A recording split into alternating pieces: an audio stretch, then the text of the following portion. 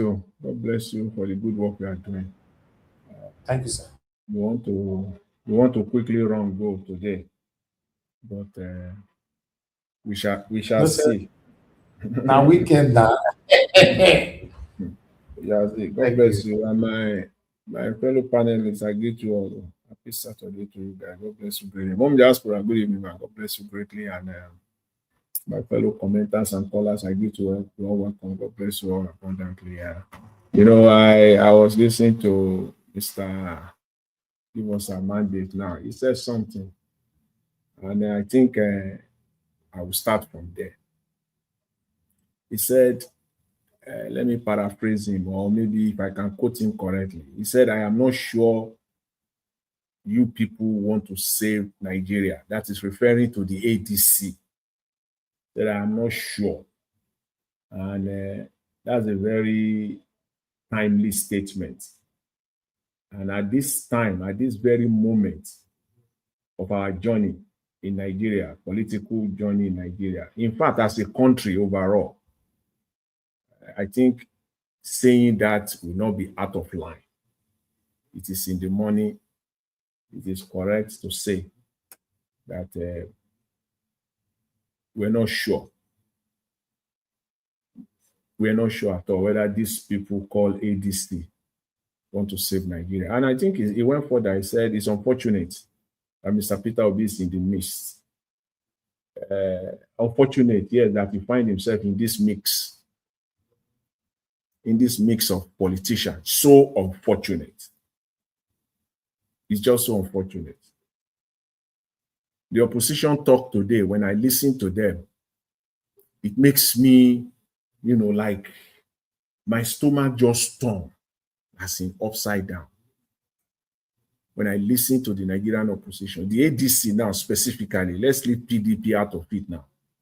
When I hear them talk these days, I just, like Bolaji Abdullahi, even Galadima, when I hear them talk, they make my stomach turn, those people. You see?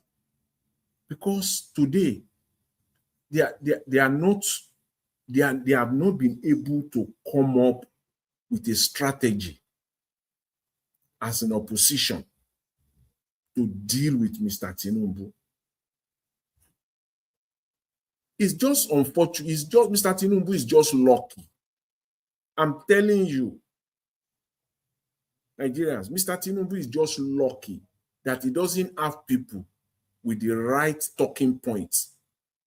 There are talking points right now that we can use to decimate the ADC completely. They will enter house. I'm telling you. There are talking points on the table that we will use for them now, all of them, based on the antecedent, based on their past antecedent and the political trajectory. There are well factual, fact-based, as my friend in Arise News, we always say, Rufai, you say empirical.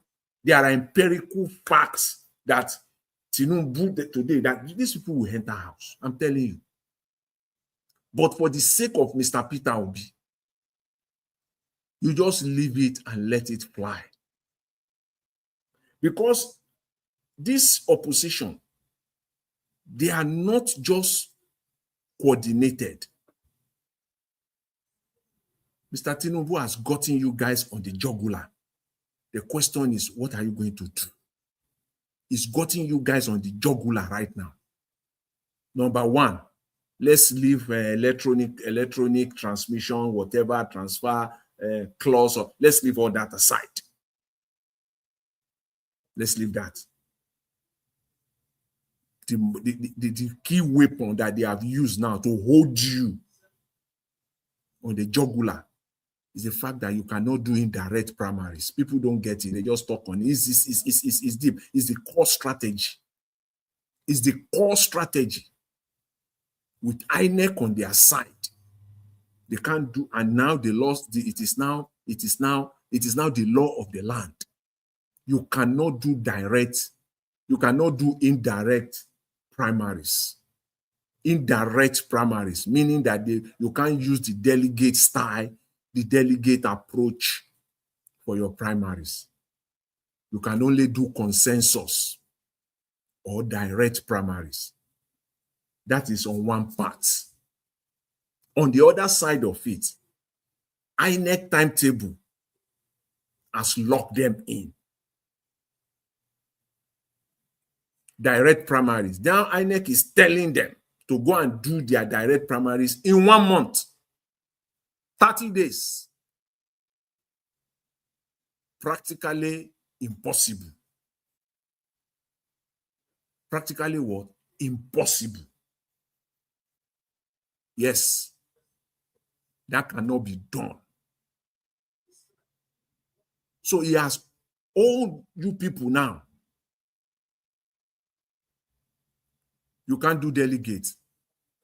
So all the money that Atiku has stashed somewhere to use for primary now, he will just be looking the money in the eye. All the people that are supporting him for the wrong reason, for selfish reasons, the money is not going. They only see it or they hear it they see it with their eyes, they hear it with their ears, that money is not going to touch their hands. So if Mr. Atiku, for the love of the country, that same money that is stashed somewhere, he can use the same money and bring it to the party to sponsor an effective primaries, democratic primaries. First of all, the party don't even have that kind of money now. It's people, 2, 3, or 4 people or group of people, they have to cough out at the minimum. Each one of them will have to cough out at least conservatively 3 billion naira each.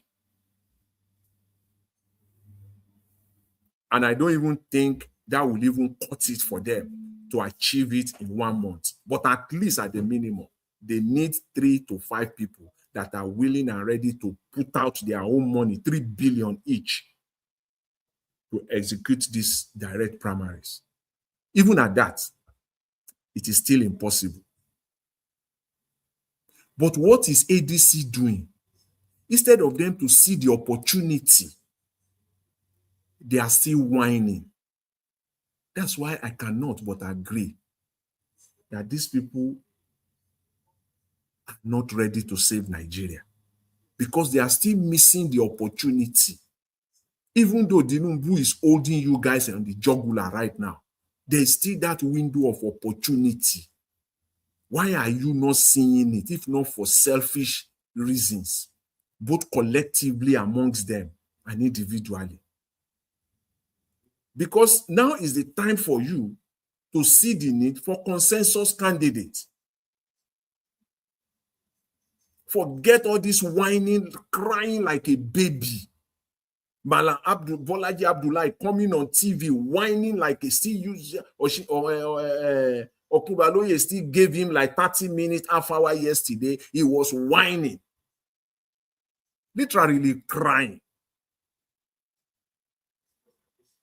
Instead of you guys to go back inside, sit down, strategize, and come up with your candidates that can right away, right off the bat, start matching Mr. Tinubu one-on-one.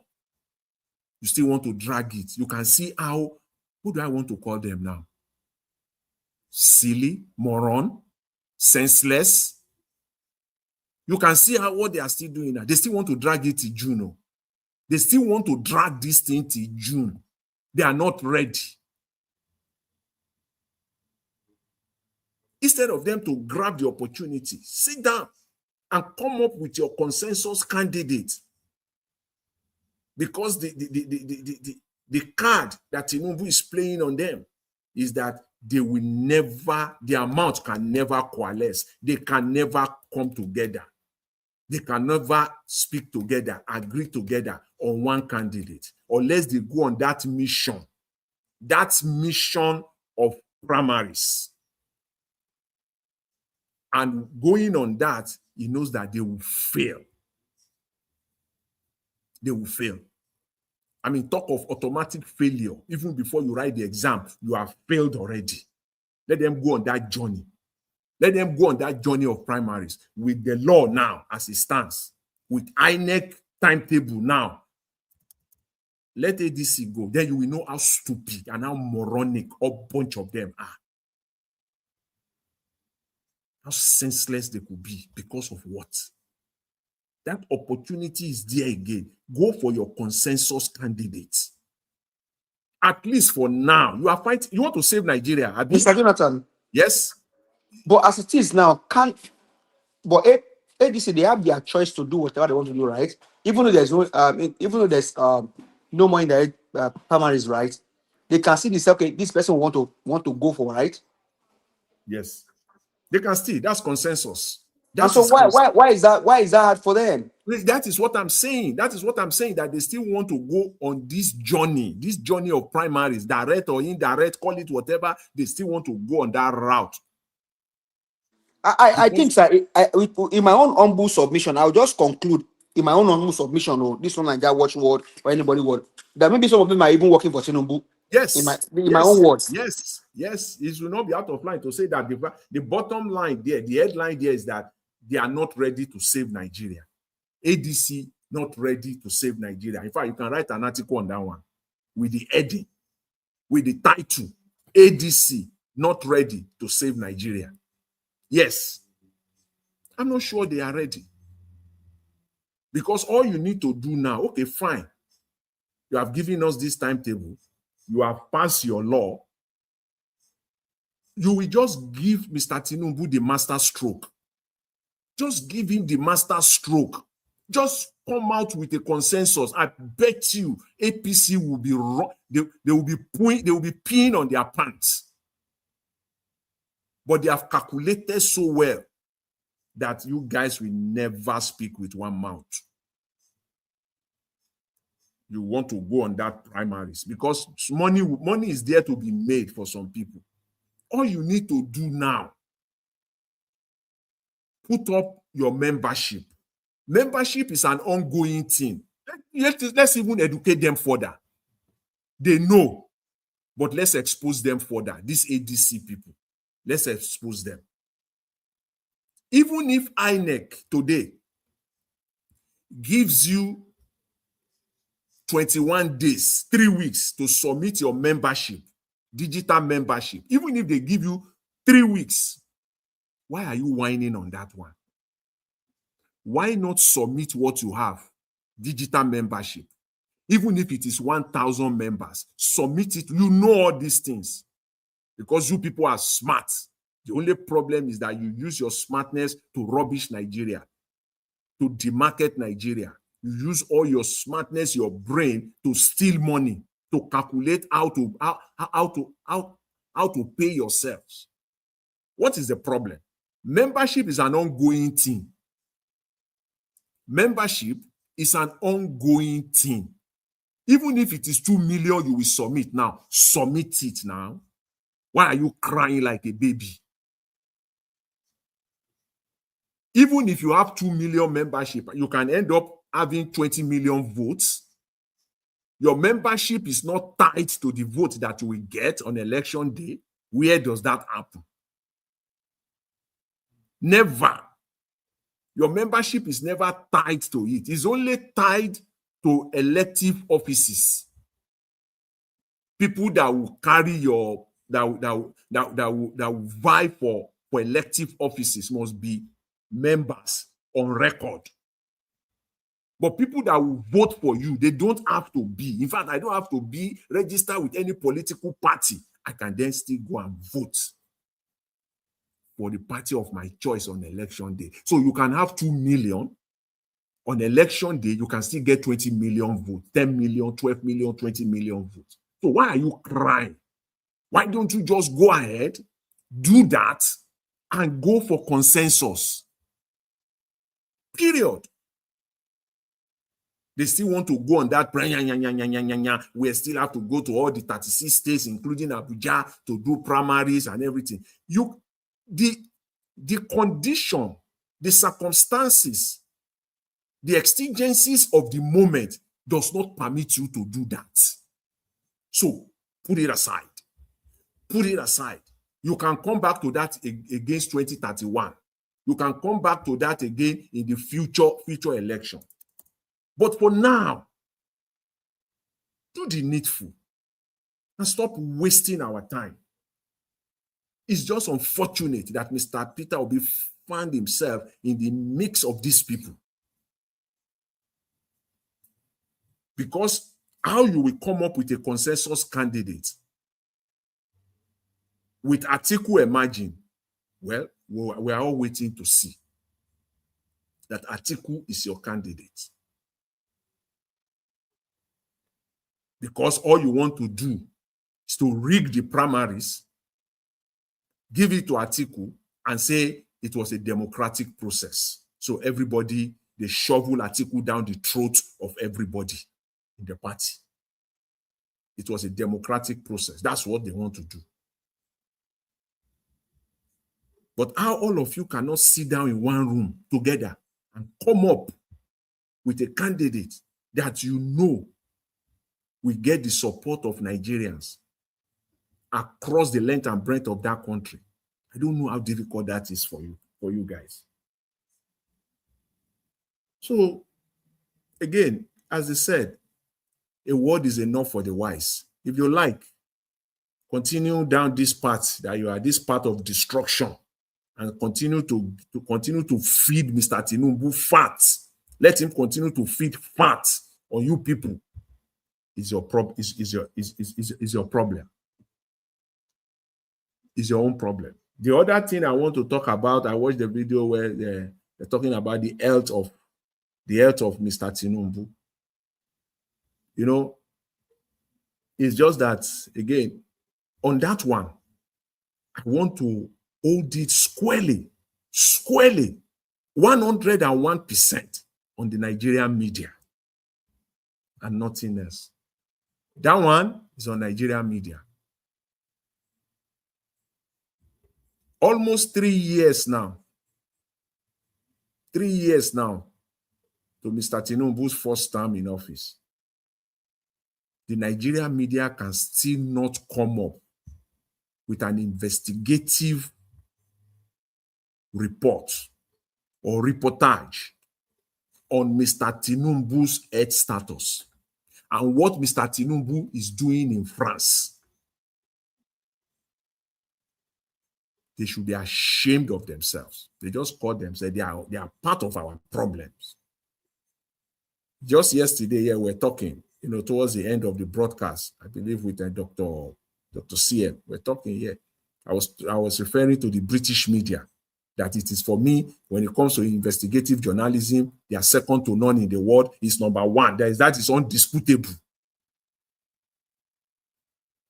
If it were to be there by now, they will have opened up everything.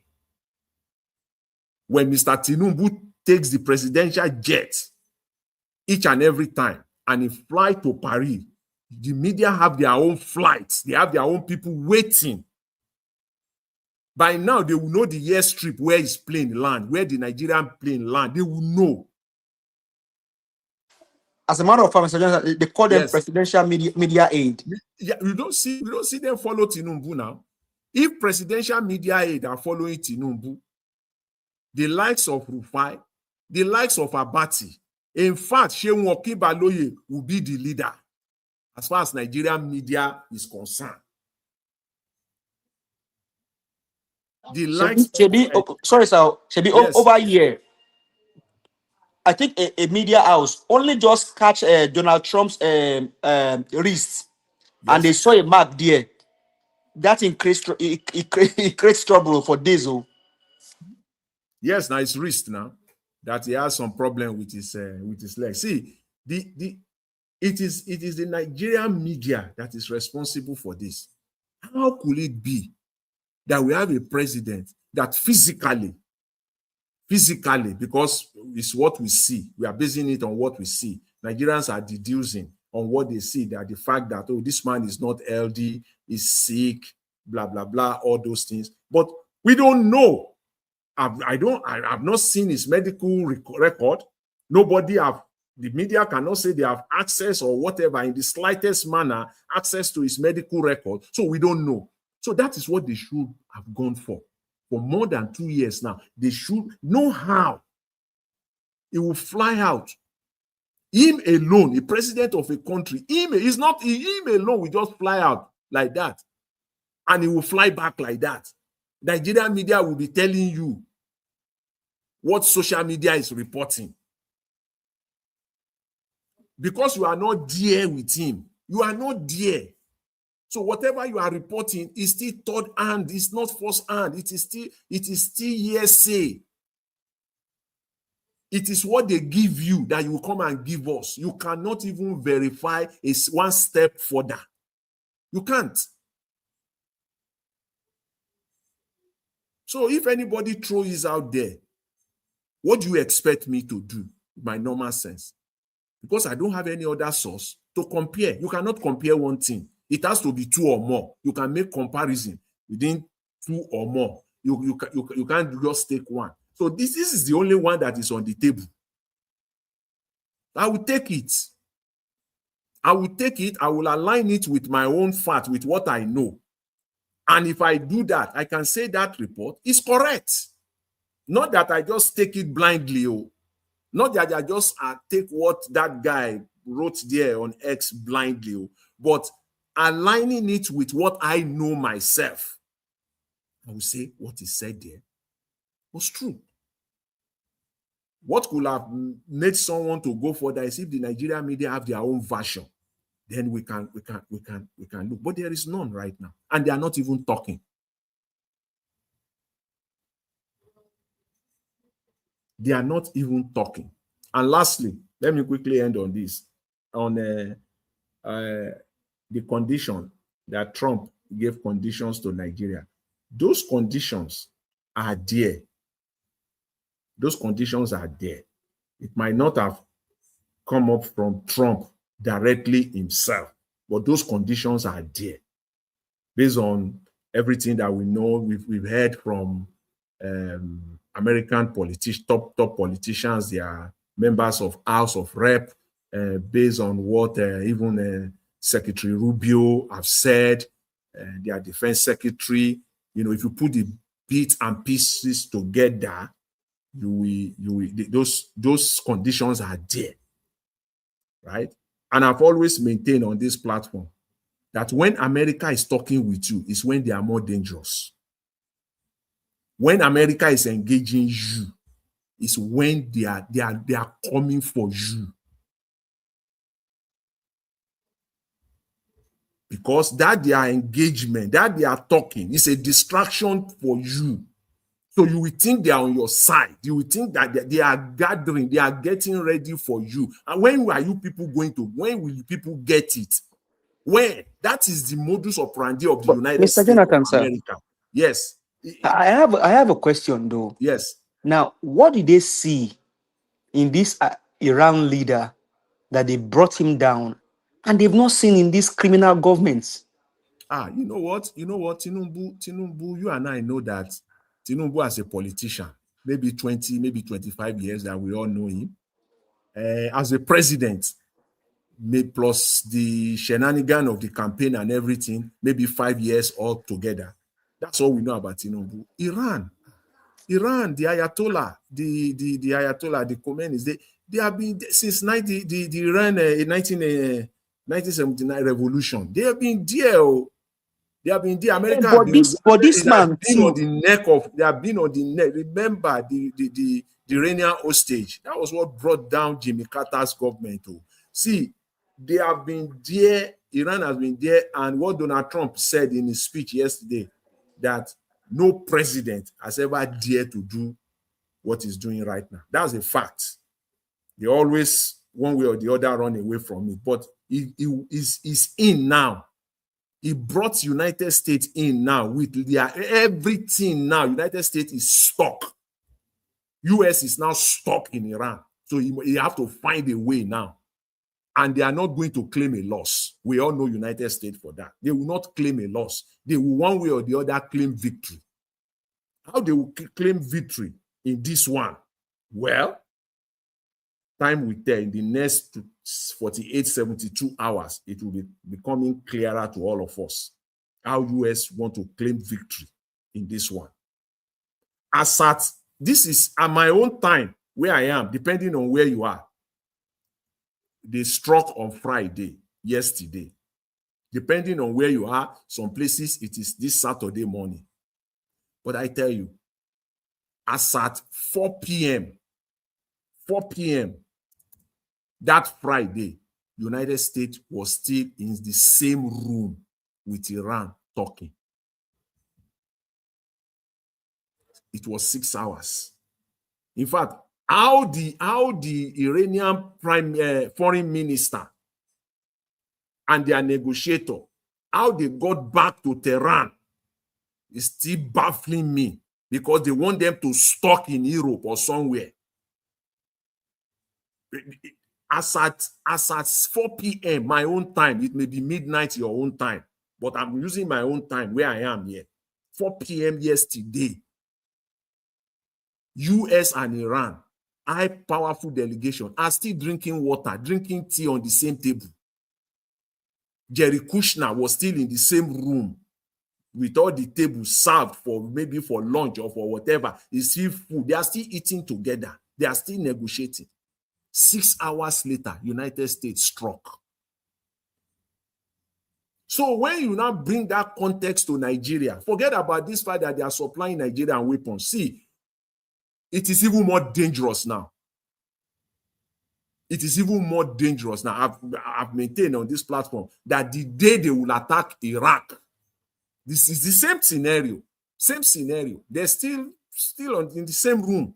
They still have joint press conference. The Secretary of State, United States, Eric Kissinger, and the Iranian foreign minister, they still had press conference. They came out from the room and they spoke to press.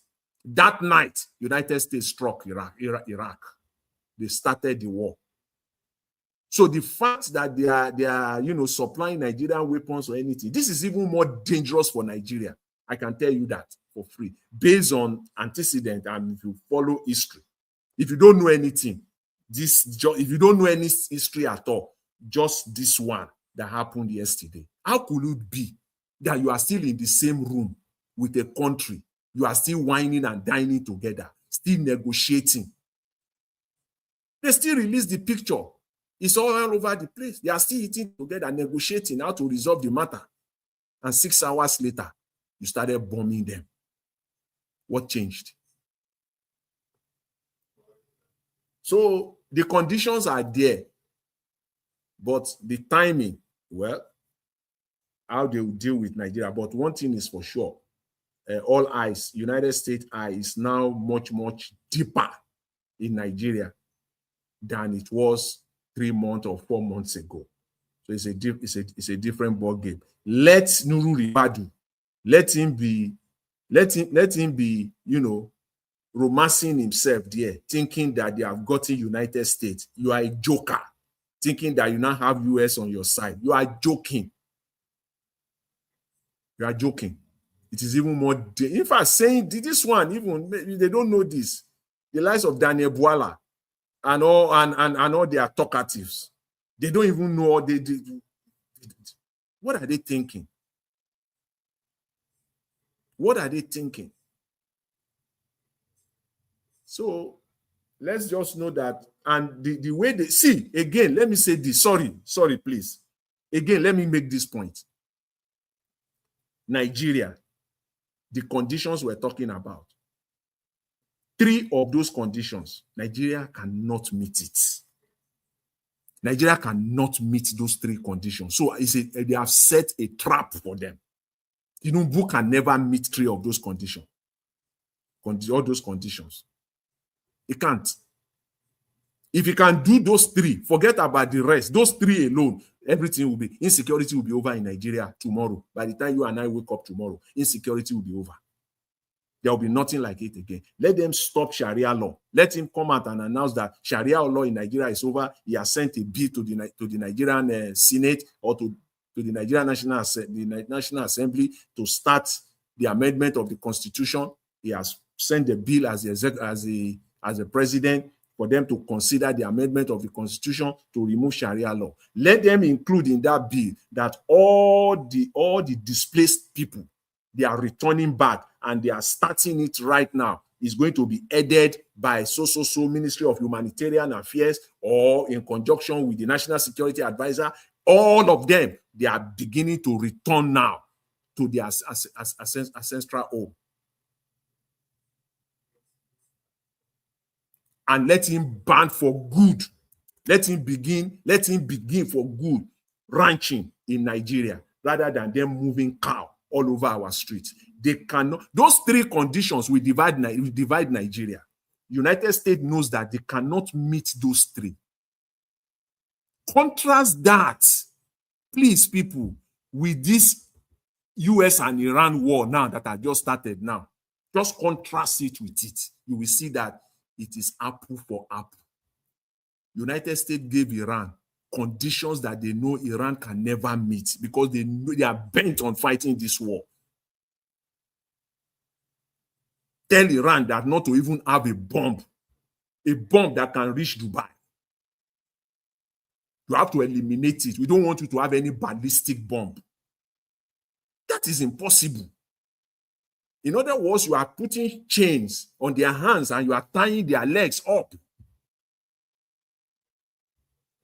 You are telling them that they should never, no uranium. They will never, even if it is for local use, you have to zero it completely. They knew ab initio that this one, Iran can never agree to it. So it was a trap from the beginning. They can talk from January to December. The war will still happen because Iran will not meet it. It is the same trap they have set for Nigeria. So Tinubu cannot meet these three conditions. He can't. He can't meet it. And time will tell. We shall see. Mr. Elvis, thank you very much. My people, thank you for giving me this long time to do my talking. I really appreciate it. Thanks.